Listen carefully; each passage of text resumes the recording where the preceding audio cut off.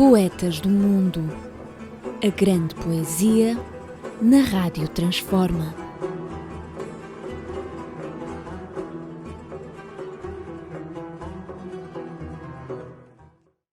Mais uma vez, bem-vindos às sessões de poesia de Poetas do Mundo, organizado pela Rádio Transforma.net, com Fernanda Queiroz e Mário Val Lima.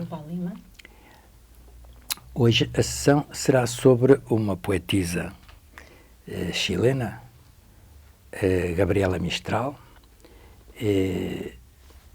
fazendo assim a brevíssima apresentação daquilo que a Fernanda depois vai dilucidar. A Gabriela Mistral teve a particularidade de ser a primeira, o primeiro Prémio Nobel da América Latina de Literatura. Ela é chilena, nasceu em 1889 e faleceu em 1957, salvo erro. O Prémio Nobel foi-lhe atribuído, creio que em 1946. Em 1946. E tornou-se realmente relevante o facto de, nessa época, ser atribuído a uma mulher, e realmente tornou-se notável, de certa forma, embaixatriz da cultura chilena. O Chile foi sempre conhecido como um país de poetas, e suicidas porque realmente o Chile tem das taxas mais elevadas do mundo de suicídio, e de poetas, porque realmente é uma pleiade enorme de poetas. De resto, curiosamente, o Chile tem 2 prémios Nobel, os 2 de literatura e os 2 de poesia, 2 poetas, a Gabriela Mistral e o Pablo Neruda. Sobre a Gabriela Mistral, então, Fernanda, pedia-lhe que nos apresentasse a poetisa, ou poeta, como também se diz, e a sua poesia. Sim, e essencialmente eu vou apresentar a poeta e vou ler a sua poesia. Vou tentar ler a sua poesia, porque como ela é traduzida, há algumas palavras que não têm a mesma entoação, não têm a mesma significação. De qualquer forma, na minha opinião, a Gabriela Mistral é plural, ou seja, ela é uma mulher que tem várias facetas, entre professora, diplomata, política, representante dos carenciados, representante das mulheres, e esta pluralidade faz com que ela também desenvolva todo um trabalho que a acompanha, todo um repertório que vai acompanhando em toda a sua biografia também. E tem marcos cronológicos, e que realmente as obras dela têm esse significado. E são mesmo marcos, são marcadores. E eu gostaria de depois ler alguns desta antologia, que é institucional, que é a Antologia Cidadana, que realmente é do Chile, do governo do Chile, e é dedicado às mulheres criadoras. Tem umas ilustrações fantásticas, lindíssimas, dos maiores ilustradores, e realmente tem os poemas da Gabriela Mistral. Antes de realmente ler o primeiro poema, devo dizer que a Gabriela Mistral tinha um nome demasiado extenso. Ela era Lucília de Maria del Perpétuo Socorro Godoy Alcayaga. Ela nasceu em 1989 e, tal como já referiu, foi a primeira autora sul-americana a ser contemplada com o Prémio Nobel. Dentre as obras mais conhecidas, ou a primeira pedra basilar da sua obra, realmente foi os Sonetos del Norte, que ela ganha um prémio nos Jogos Florais de Santiago do Chile, e realmente é a partir também daqui que ela acaba por adotar o seu pseudónimo de Gabriela Mistral. Porque Lucília, Del Maria, Del Perpétuo Socorro, era quase ele toda uma poesia também. E eu vou ler então vou ler alguns, porque os sonetos são vários e realmente daria para toda uma sessão, não chegaria. As ilustrações, se eu posso, mais ou menos, realmente são fabulosas e carregadas de simbologia. Sonetos da morte. Este longo cansaço se fará maior um dia, e a alma dirá ao corpo que não quer seguir, arrastando sua massa pela rosada via, por onde vão os homens contentes de viver. Sentirás que a teu lado cabe ombriosamente, que outra dormida chega à quieta cidade, esperarei que me hajam cobertos totalmente, e depois falaremos por uma eternidade. Só então saberás o porquê não madura, para as profundas ossadas da tua carne, ainda tivesse que abaixar, sem fadiga a dormir. Far-se-á a luz na zona das chinas, escura, saberão que em nossa aliança o signo dos astros haveria de ser quebrado e o pacto enorme, tu tinhas que morrer. Os sonetos da morte, de Gabriela Mistral, estão envoltos também na figura do pai, que a deixou, que saiu de casa e ela tinha ainda 3 anos, mas que deixam os poemas escritos, e isso acaba também por ser o impulso, ou também seja o motivo porque ela encontra nesses poemas a sua inspiração para escrever. Inclusive também de a mãe de uma amiga que era escultora, também que faleceu, a Laura Rodin, e que ela junta, tanto que são vários sonetos, eles têm primeiro, têm segundo, têm vários sonetos, praticamente ela dedica cada um deles àquela pessoa, àquela personalidade, não, à dor que as suas amigas ou as pessoas que realmente partilham a vida com ela, é uma forma de conforto, na minha perspectiva, porque na biografia encontro realmente algumas personagens que realmente foram relevantes e que levam a e a morte está sempre presente. Inclusive também em 1940 a morte do filho adotivo, do Wing, que se chama Wing, que ela adotou, do irmão, do Carlos, era irmão paterno, por isso pelo pai, e ela até aos 18 anos viveu com o sobrinho, não é? Mas como se fosse filho, porque ele era, e também está referenciado na bibliografia, que inclusive até poderia ser filho, e ela também acaba por reeditar estes textos de morte também a esse trágico, porque ele com 18 anos suicidou-se. Porque hoje em dia sabemos, vítima de bullying, provavelmente. À data teria uma outra repercussão. Uhum. O que é que eu mais poderia dizer sobre Gabriela Mistral nesta fase destes primeiros escritos? Ela também ela adotou realmente o apelido de Gabriela Mistral porque ela tinha dois poetas prediletos, que era o italiano D'Annunzio e o provençal Federico Mistral. Ela acabou por adotar também o seu sobrenome. Ela foi convidada pelo governo mexicano para trabalhar como professora, porque ela era professora primária, penso eu.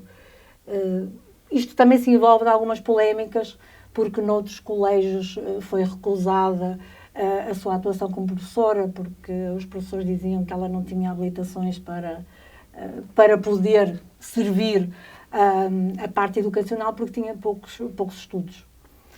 O que não se vem a realizar, o que não se vem realmente a comprovar. Poucos estudos, talvez mau currículo, insuficiente currículo académico. Insuficiente currículo académico, é isso mesmo. Porque estudos, se calhar estudos teria mais que qualquer um daqueles... Muito obrigada por ajudar-me, porque às vezes é uma embaraçada, como eu digo, os maus de inveja começam muito em lugares onde menos se espera, em pessoas muito mais...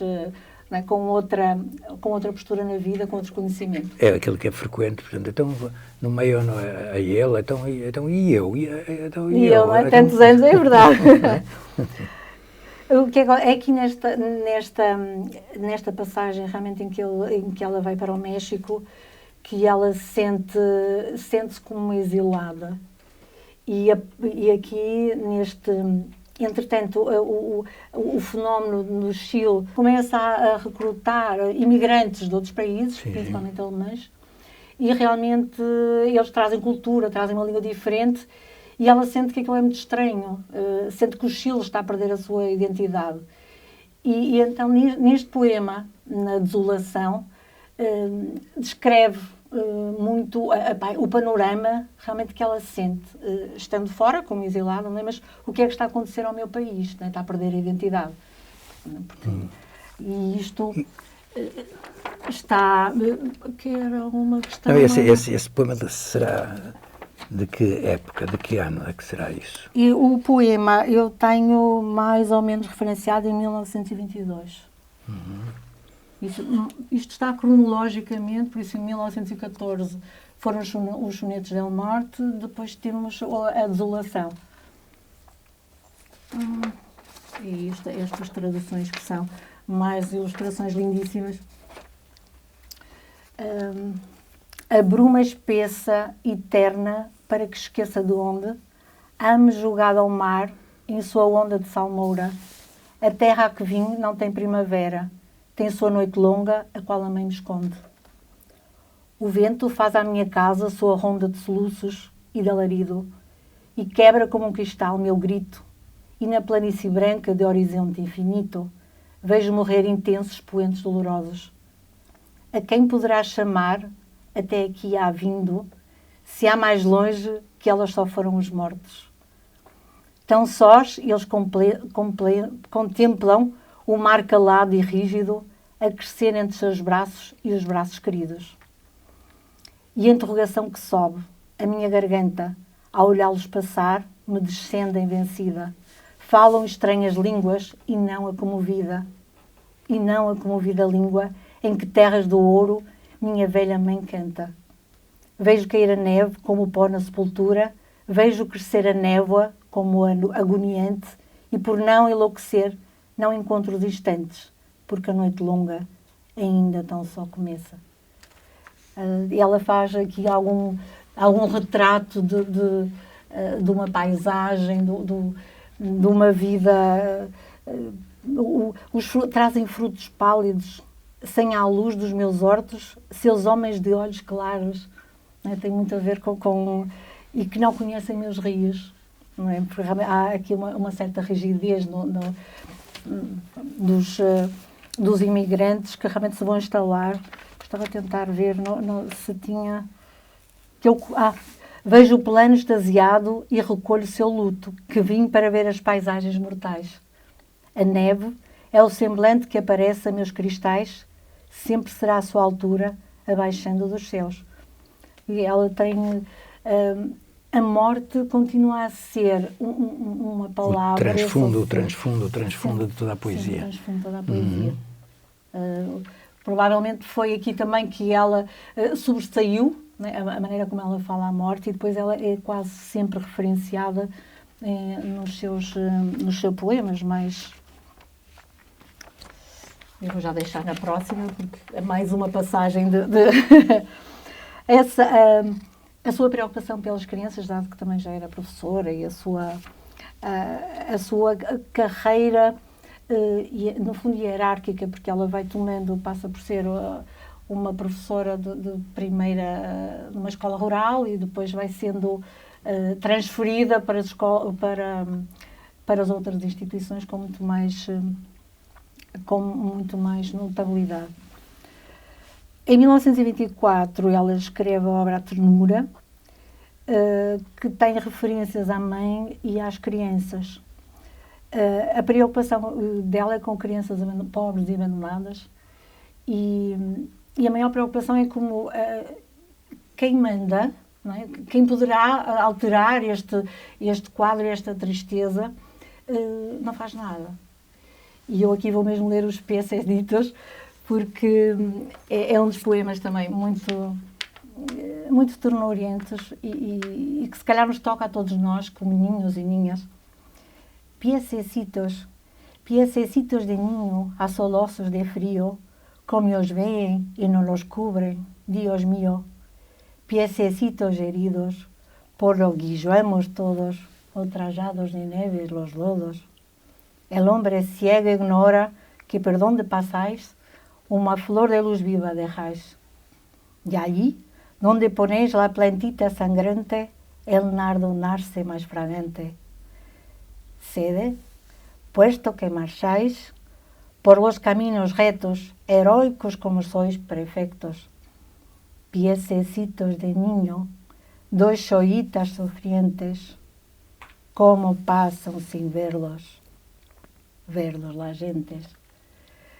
Isto, porque é que me toca? Porque eu lembro-me realmente da nossa música, batem levemente. Eu associei muito ao nosso, também ao nosso panorama português, como que a chama por mim, será a chuva, será a gente, não é? Fico olhando esses sinais dos traços miniatoriais dos pezitos de criança. Esta preocupação realmente com os ninhos, com a criança, o cuidar, que ela tem apesar de não ter sido mãe, só uma mãe adotiva, e este instinto maternal, ou seja, ela nasceu num lar, numa família.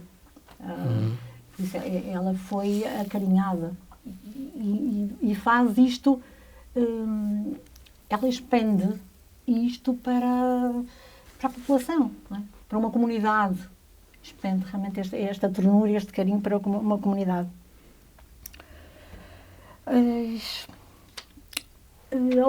Outra característica também que encontrei na Gabriela Mistral foi a sua ligação à religião. Que provavelmente, e até porque são sempre assuntos delicados, às vezes não se referem, mas no caso dela até é um assunto que se deve referir, porque ela tem uma particularidade também. Era uma ex-budista e depois cristã. E ela refere a Bíblia como "és para mim el libro". Isto vai, de alguma forma, também dar uma direção à sua exposição poética, porque ela refere o conhecimento da Bíblia, corrobora, eu vou tentar dizer de cor se eu me conseguir, corrobora a escrita e dirige a Deus uma pergunta, mas uma pergunta delicada, como servil e respeitosa, e questiona que Deus provavelmente seria uma mulher. Deus deveria ser um universo feminino e o seu espaço devia ser sagrado. O feminino, como é que e esta deve ter sido realmente a grande arma dela. Ela, feminina no meio dos homens. Naquela época, a coragem ela agarrou todas as forças, provavelmente todas as armas que tinha como feminina, e jogou, não como feminista, como feminina, e jogou-as, derreteu, porque todos os homens são filhos de uma mãe, de uma mulher. E eu penso que é aqui realmente que ela encontra esta arma muito poderosa, esta bomba atómica. Curioso, muito interessante isso. Da minha leitura, porque as referências que ela depois também deixa, como nesta fase religiosa dela, que é muito interessante, e que eu vi logo, são os 10 mandamentos. Ou seja, ela seria... que é o decálogo do artista. Ou seja, isto não é Deus que dá os mandamentos, neste caso é o artista que dá os mandamentos a Deus.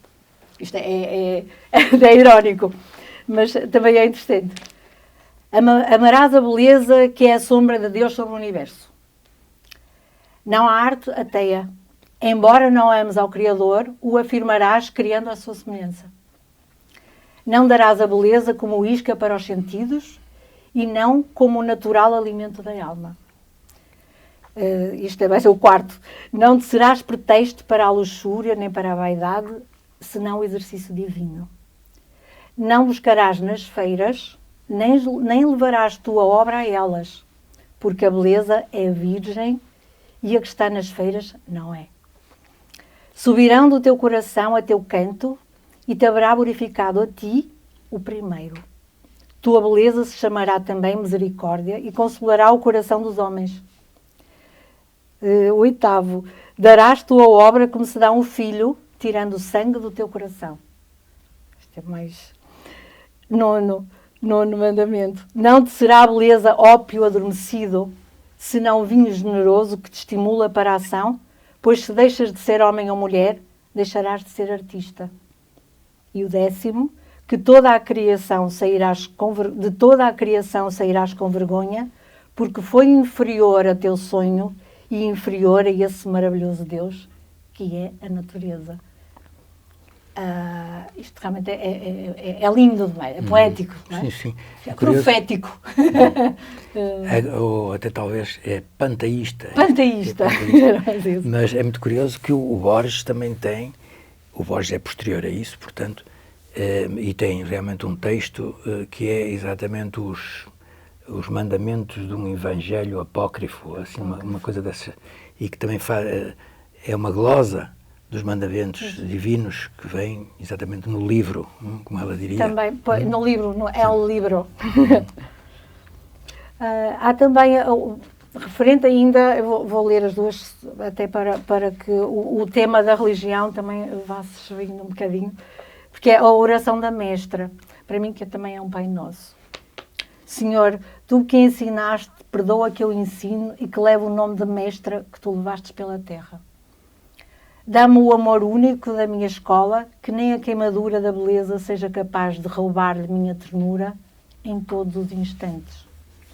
Mestre, faz-me perdurável o fervor, o passageiro e o desencanto. Arranca de mim este impuro desejo de justiça, que ainda me perturba, a mesquinha insinuação de protesto, que sobe em mim quando me ferem. Não me dou a incompreensão, nem que me entristeça o esquecimento, que me ensino. Põe em minha escola democrática o resplendor que me discernia sobre tua roda de meninos descalços. Faz-me forte, ainda em meu desvaliamento de mulher e de mulher pobre, faz-me desprezadora de todo o poder que não seja puro, de toda a pressão, que não seja de tua vontade ardente sobre a minha vida. Mais uma vez, este reforço quase que também é assim um pedir a Deus, a pedir a ela própria, não é? ao Deus interior, para que realmente lhe dê forças para ela conseguir. Esta oração da mestra, maestrinos, poderá vir de professora, de alguém que vai ensinar, que tem essa capacidade, essa faculdade de transmitir conhecimento. E também achei interessante apresentar estes dois, porque são religiosos, está ali muito, a religião muito apontada. Mas eu poderia falar destas curiosidades biográficas, mais um saltinho, mais um degrau, até ao paraíso. Há uma passagem, ela vai para uma escola em Temudo, para um colégio de meninas, o Alto Colégio de Meninas, e é aí que ela se encontra com Neruda, com o Pablo Neruda. Porque ele está a estudar nesse colégio no 6º ano, por isso ela é professora, e eles encontram-se. E ele faz uma reverência de que ela foi a causadora, ela foi a apresentadora dos grandes poetas russos que foram influenciar toda a vida, toda a literatura, toda a poesia dele. Por isso, de alguma forma, ela teve uma influência fulcral também no crescimento de Pablo Neruda. E como nós falamos há bocado, provavelmente a questão polémica do aeroporto, eu quero que se chame Gabriela Mistral. Mas para isso devemos, na radiotransforma.net, devemos dilucidar o que é isso, Claro, que conversamos. Realmente é muito interessante esse pormenor que extravasa a poesia, mas que, como tudo na vida, se relaciona. Houve um movimento, ou antes, o Aeroporto Internacional de Santiago, alguém ligado ao poder pretendia que fosse batizado com o nome de Pablo Neruda. De maneira que então escolheram esse nome, que parecia aparentemente consensual, e iria ser assim batizado. De resto, acho isso com mais nível intelectual do que batizá-lo com o nome, por exemplo, do avançado centro lá do clube local, do campeão local. De maneira que então,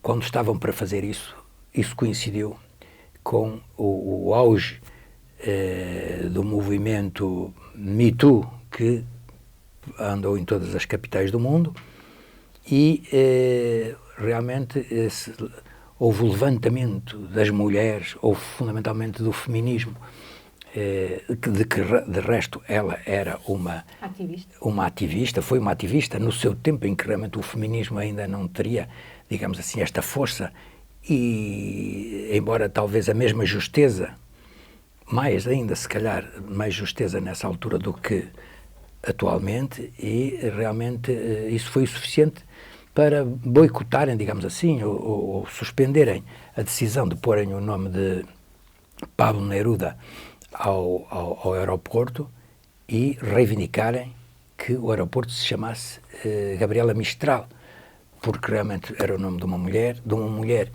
portanto, uma personagem decente, digamos assim, em contraste com o Pablo Neruda, que seria, de uma forma à meia boca, ou declaradamente dito sempre como tendo sido um indivíduo, portanto, um indivíduo venal com as mulheres, nomeadamente com a sua primeira mulher, que abandonou, com um filho deficiente que acabaria por morrer, e depois com a mulher, com a segunda mulher,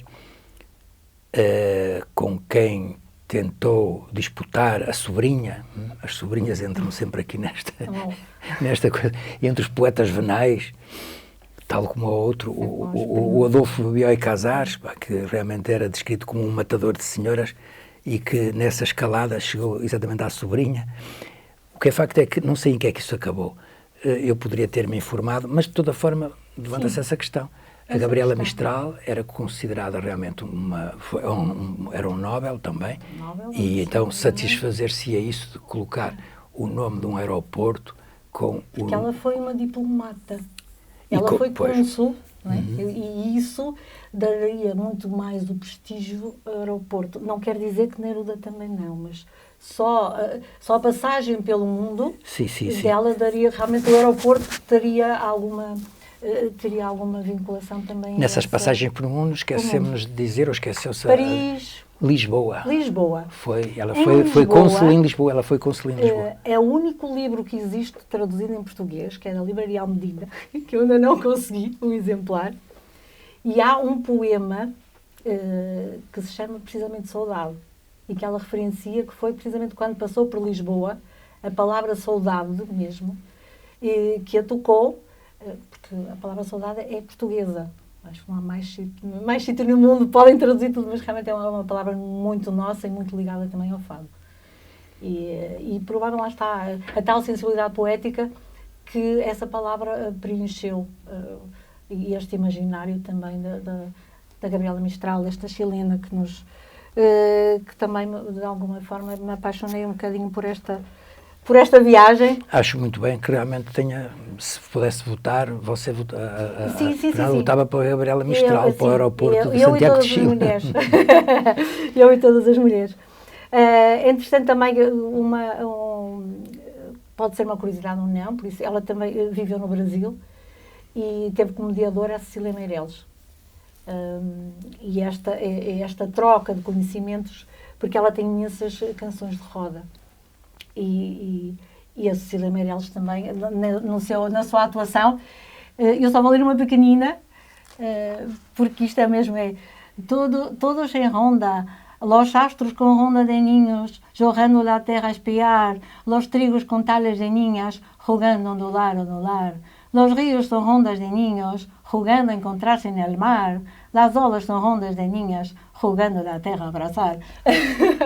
Eu achei imensa, também achei curiosa esta pequenina ronda, porque normalmente isto teria aqui um desenrolar de ondulações e que nos poderia levar também a outras que têm várias várias causas interessantes. Poderia falar também de um livro póstumo que seria Almagigo, penso que será o Armazém, são poemas que são inéditos, que foram publicados pela sua secretária, Doris Dana, com quem ela viveu 30 anos, e que o seu espólio ficou, por isso foi a testamentária. Inclusive há algumas polémicas que poderia haver aqui, entre elas uma homossexualidade, que de alguma forma não vem estragar todo este percurso. Inclusive, mais tarde, quando a Doris Dana, que era americana, que era uma escritora americana, faleceu, a sua sobrinha Doris Actison doa à Biblioteca e Arquivo do Chile 250 cartas que se correspondia com os diplomatas, com os homens, não é? Inclusive alguns, provavelmente, umas mais sentimentalecas, vou dizer sentimentalecas, e 440 mil artigos relacionados com Gabriela Mistral. Portanto, depois a biblioteca também ficou com o nome dela, uma avenida. Há uma curiosidade que eu tenho que falar, porque realmente no Cerro de Santa Lúcia, Santa Lúcia, a pronúncia, tem um grande mural em cerâmica, em que isto aqui mesmo é realmente uma homenagem, porque ela foi a defensora dos indígenas. Uhum. E realmente esse grande mural, está uma Gabriela Mistral, tipo, quase como noiva, e então vêem-se os indígenas todos, tipo, ela é nossa rainha, não é? Ela está realmente a zelar por nós, está lá a falar por nós. De resto, ela tem sangue índio, sangue dos índios Mapuches, que são os índios do sul. O nome dela, nesse longuíssimo nome, tem Godoy e qualquer coisa. O Godoy é espanhol, é Vasco, não é? Vasco. E o outro talvez não seja. É esta linhagem. Mas ela tem sangue índio, tem dos ancestros dela. Mesmo no seu percurso político, já acho que ela se encontra com o presidente dos Estados Unidos, Henry Truman. Sim. O Truman. E ela realmente também lhe pede para ele dar uma forma de preservar os seus indígenazinhos, não é? E ele sorriu.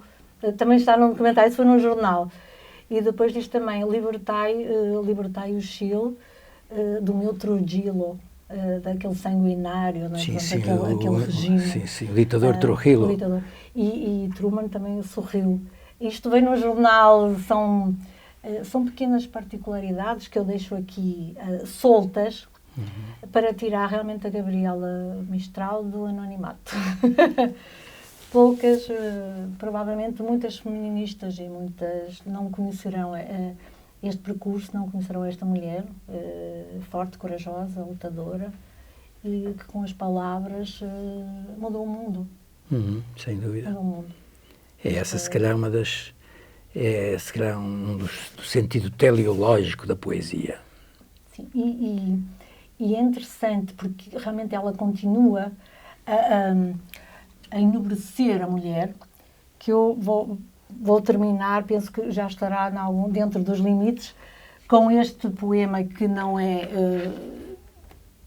ela não era narcísica de forma nenhuma e que faz referência a outras mulheres. Todas íamos ser rainhas, todas íamos ser rainhas de 4 reinos sobre o mar. Rosalia, com a Ifigénia, que é a Ifigénia Rodin, Lucila, que é ela, e Soledad. Soledad, que é uma... que tem um poema lindíssimo para a mãe. É uma militar. É uma guerrilheira e ela, lá está, a guerrilha, a força, a coragem, a luta. Ela vai buscar estas 4 mulheres, nós vamos ser rainhas, ou seja, nós vamos realmente reinar, vamos ter um reinado. No Vale de Elqui, que era o preferido dela, rodeado de 100 montanhas ou demais, que como oferendas ou tributos ardem em vermelho e açafrão, dizíamos muito embriagadas que o tivemos por verdade, que seríamos todas rainhas e até chegaríamos ao mar. Com as tranças dos meus 7 anos e batas claras de percal, perseguindo pássaros forragidos na sombra do meu figueiral. Dos 4 reinos dizíamos, indubitável como o Alcorão, que por grandes e por certos alcançaríamos as 4 mar. Eu achei isto também, achei digno de podermos partilhar. Muito bem. Partilhar este momento com... Gostei muito de ouvir a sua... esta conversa com a Gabriela, que eu gostei muito, inclusive que eu também vou confidenciar, foi-me apresentada por si. No dia que nos conhecemos. Muito obrigado. Portanto, isto, para os ouvintes da Rádio Transforma, isto, portanto, realmente é um enaltecimento da minha pessoa. Claro. Então, encerramos aqui esta sessão de Poetas do Mundo, que é transmitida na radiotransforma.net. E fica o convite para a próxima sessão. Poetas do Mundo. A grande poesia na Rádio Transforma.